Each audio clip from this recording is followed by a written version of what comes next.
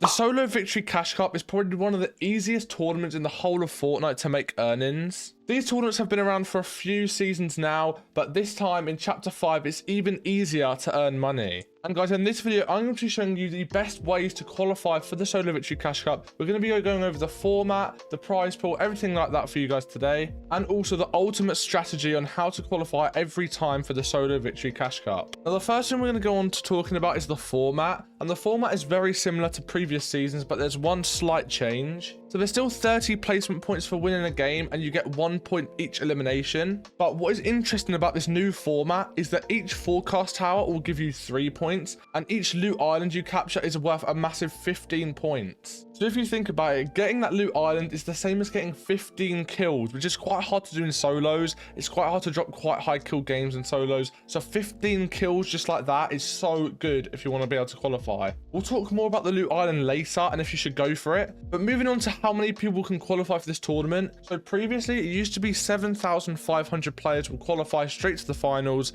but this season they've actually increased it to 11,500 people. That's so many more extra spots for you guys to be able to qualify in. This means that the points will be a little bit lower than they were last season, which will be easier for you to qualify. So this is just for EU top 11,500, which is a 4,500 player increase, which is crazy. Probably because a lot of people are playing these tournaments now. They've actually had a player increase. So they're probably just increasing the amount of people that can actually qualify to the finals. This is different. I think in NA it's like top 9,000, and in other regions it's a bit lower, but still higher than the previous season. So in previous seasons on EU, it's been around 78 to 80 points to qualify. But looking at the first few Solo Victory Cash Cups of Chapter 5, we can even see this going down to 77, 76, and even 75 points on some tournaments. Now, a few points might not seem a lot, but it's a massive difference, especially when you can get objectives like the Loot Island, which gets you 15 points, and even the Raider that gets you 3. That's 3 points that could literally qualify you. So guys, now that we've talked about the format, we're going to move on to the crazy strategy that I've actually found out that you guys will be able to qualify every time in the Solo Victory Cup. So the crazy thing about this tournament is you don't even need a win to qualify you, and even some people have qualified with 0 kills. So you don't have to be keen trying to get a win. You can literally just play placement, and that should be enough. All you got to do is just play consistent. You don't need any wins, you don't even need any kills, and you'll qualify. Just some of these match histories that are on the screen are from the EU Solo Victory Cup, and just look how bad their placements are. They're not even that good, and they've qualified straight to the finals with ease. All you really need this season is 2 decent games, like a top 5 or a top 3, or even just a win, and you should qualify. And guys, what I recommend is, even if you're a crazy fighter, or even if you're just not the best at fighting, I think you should literally just play all the placement and try and go for the win instead of going for kills. If you only need 2 games, like 1 or 2 games, good games to qualify, then it's definitely worth just playing placement for a few games, getting that qualification early, and then you're straight through to the finals. And guys, another thing you can do is to get a good first game is late start by about 15 to 20 minutes. What this does is ensures all the good players and all the normal players queue in straight away and they play their games out. And while you're waiting, and as you're waiting these 15 minutes, all the bad players are dying off spawn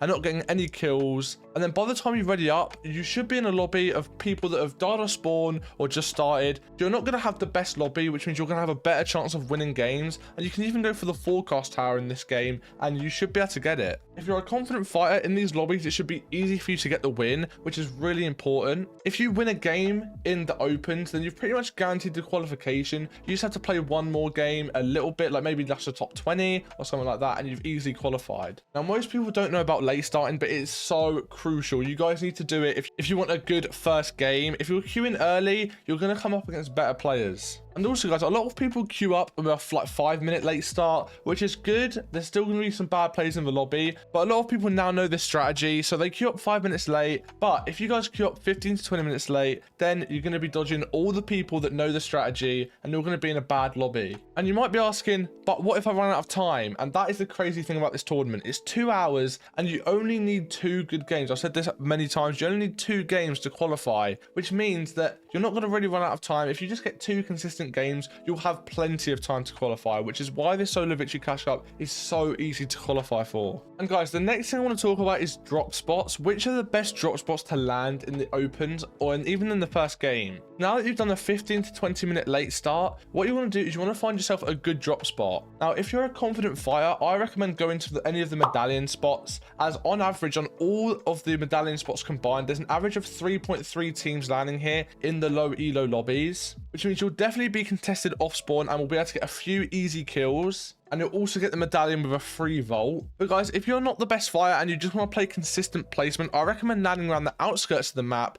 as not as many people land on the outskirts. And you can get a lot of loot around the outskirts because obviously not many people are looting around there. They're usually looting in the main POIs. And this season especially, this is a really good way to find a drop shot this season, as the map is quite small, which means the center of the map gets very congested easily because all the people are rotating in from the POIs. Staying around the edges of the map usually give a high loot player percentage. Yeah, guys, I recommended places like Ritzy or even places like Rebel's Roost, which are POIs that are on the edge of the map. Or if you want to go a bit more low key, you can just loot around the small houses around the map, since they do actually give good loot for solos. There's a few chests in each of the houses, and if you can find a good array of houses on the edge that you can loot up, you're going to be chilling for the rest of the game. There are even some pros that land on the edge of the map, and just there's so many places where you can get max barrels, like max shield quickly, and all of this. Just find a good spot where you can get a good shield, good mats quickly, and then you can rotate when the zone closes. And guys, that leads me on to the next point. Rotating early is crucial in the first game,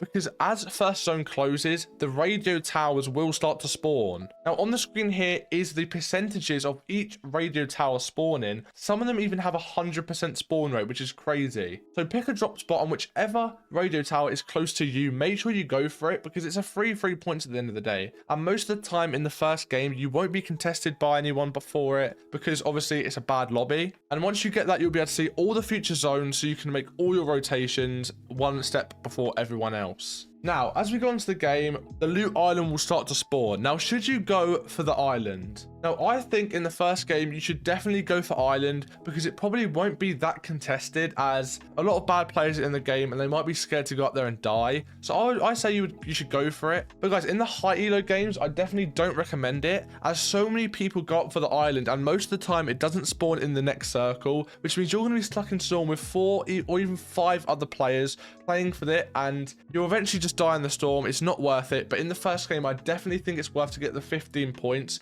and if you win that game, you'll be on like 45-50 points, and you only need like 20 more points to qualify. So I definitely think it's worth going for island in the first game. The one time I don't recommend going for island is if you have really good loot, like if you just loot your cash or anything like that. I definitely think it's worth just playing safe, playing for maybe even more kills. If the island's contested by 3 or 4 people in the first game, I recommend just leaving it, and if you have good enough loot, just go and fight everyone else. It's not worth dying early on the island and not even getting the points for it. Now moving on to the end game, if you had that forecast tower that I spoke about earlier, it's going to be crucial in this part of the game, as you're going to see a zone ahead of everyone else, which is going to give you a massive advantage for winning the game. You're going to be able to rotate to zone earlier, and you can hold people on the rotate and get easy eliminations. And with the forecast as well, when you rotate early, you can also look for height opportunities. If you can get height, you will 100% win the game if you know how to play it right. Just make sure to wait maybe around 50-50 zone or first move in and go for that high ground. High ground is so important, especially in this meta when there's not any like rifts or anything like that. You just got to be careful, spray everyone down, and you can easily win the game if you just take height. Now moving on to the last thing in the videos,